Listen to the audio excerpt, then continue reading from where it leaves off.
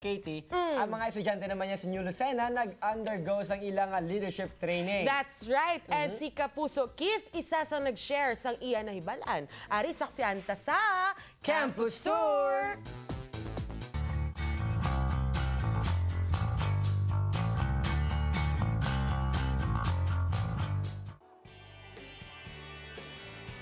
Nagtililipon sa New Lucena Comprehensive High School ang mga bumulot kag future leader nga nagikan sa kabanwahanan sa New Lucena kag Santa Barbara para sa isa ka leadership training. Ginpangunahan sang Sangguniang Kabataan Municipal Federation kaupod ang Department of Education, ining training nga gindisenyo gid para sa high school students. We are conducting this training to give inspiration, motivation to our leading minds to become catalyst of the undying mission and vision of our country.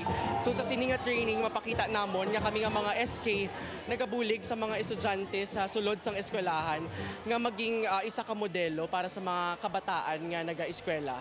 Isa man ang student leader kag katropa naton nga si Keith sa mga nag-share sang iya kinaadman pagabot sa student leadership. Mamangkot ko alay. Maraming brahapos na lang. I hope tabo ka mo makakagtani. Magkamitan nyo din sa inyong venture as a student leader. Ang leadership subong, daw nag-inspire pagid sa amon na be a good leader in our own way, in our own school. Isa naman ka aktibidad nga nagkakilala kay nagahatag importansya sa abilidad sa mga kabataan nga magdumala. Ini nga aton nasaksihan sa Campus Tour.